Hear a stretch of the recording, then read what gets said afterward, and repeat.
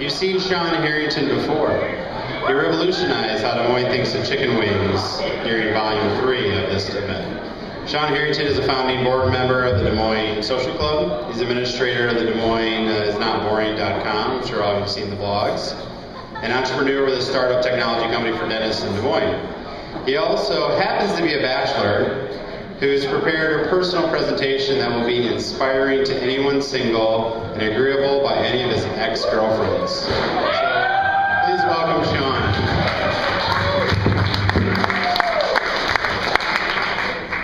There we are, the 6 Harrington brothers.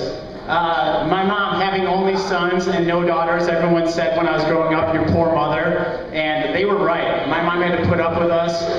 6 guys liking all guy things. What I'll tell you about that picture is 83% of those guys are settled down now with significant others.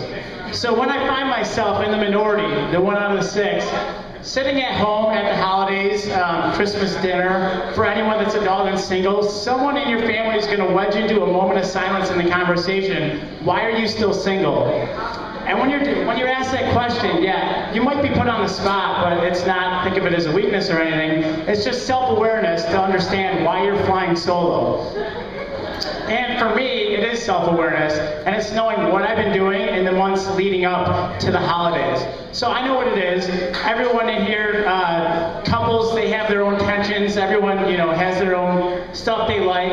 I'm a guy, I like football, and I've dated girls in the past that don't always like football, and there's tensions created there. I don't think there's ever a girl in the world that has ever said, I love the fact that my boyfriend plays fantasy football. I don't think that has ever been said before.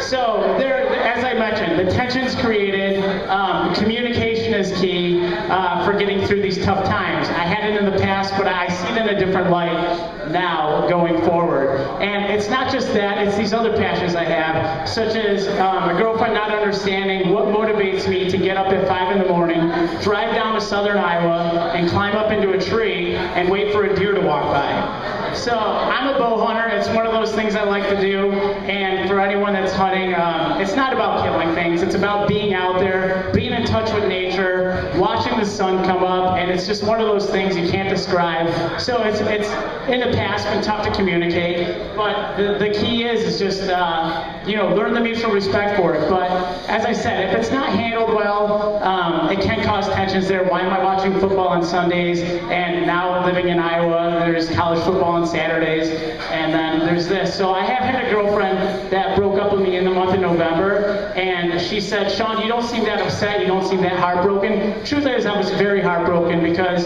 the day before that, I had missed the buck of my dreams. This thing came in, and it was like picture perfect scenario, and I ended up hitting a 1-inch tree branch. And yes, I did go out the next spring and cut off a piece of that tree branch just to remind myself what happens in the moment if I lose focus. So, month of November, all this going on. It also happens to be when hockey is heating up. There's my hometown Buffalo Sabres. They got a win last night, so they're still in their playoff run right now, and they're going at it. So all this combining in. I am not a meteorologist, but I'll tell you, when you combine all these elements, hockey, football, hunting, all into 1 month, what you're going to have is a perfect storm. And if you do not have a solid foundation to your relationship, you may not make it through that perfect storm. So the key is proper communication before all this comes about. And then also, I happen to get involved with some other things, such as, I mentioned fantasy football earlier, the bad quarterback league. That was a new one this year, where you actually get points for interceptions and fumbles. I killed it in that league. I took the trophy this year. If you're in a bad quarterback league, you do want Mark Sanchez on your team, by the way. That helps. So there's good things going on out there. Just because relationship hits these parts, time to communicate, all that. This girl has a really good blog, by the way. Her and her girlfriends, they realize their boyfriends like sports a lot, all that. So they got a blog site, community forum, all that, and I think it's good. They actually seem pretty happy. In the fall, I'm also playing sports, playing lacrosse late in the summer, and then in the fall, it's flag football. That's me and my team out at Valley Stadium. We've taken first place a couple times. I actually just want to somehow put a picture of myself with a trophy in this presentation. That's really the only reason that's up there. So it's not just girlfriends that get frustrated like this. I said at the beginning, my mom having all sons. You know, you've never seen a lady more happy to have females in the third generation now. That's my mom with her granddaughters. She turns 60 years old tomorrow. She looks great for her age. How about a round of applause for my mom?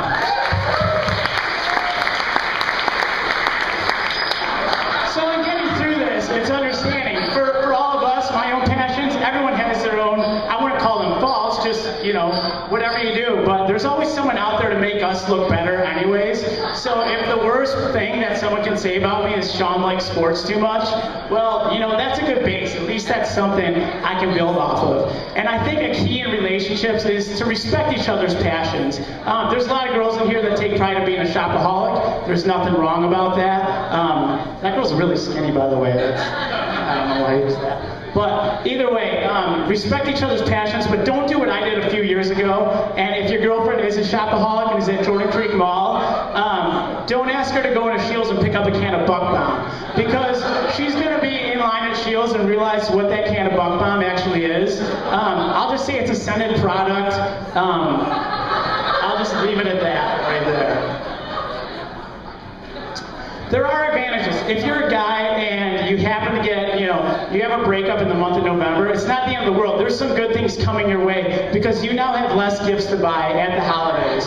So if there's a time to be rolling solo, it's probably then. And then if you can keep rolling into the new year through Valentine's Day, you're doing pretty good. That's the upside of it. I'll take a bit. I gave myself a self-assessment as I was getting ready for this. If you take out the month of November, the year overall is pretty strong. No one is ever perfect, but an A-, that's pretty good. And to take all these elements that I threw in front of you tonight, put it all together, what am I going to learn from that? Well, stay focused in the moment, learn to compromise, don't be a douchebag, and when the right opportunity is there, don't let a tree branch get in your way.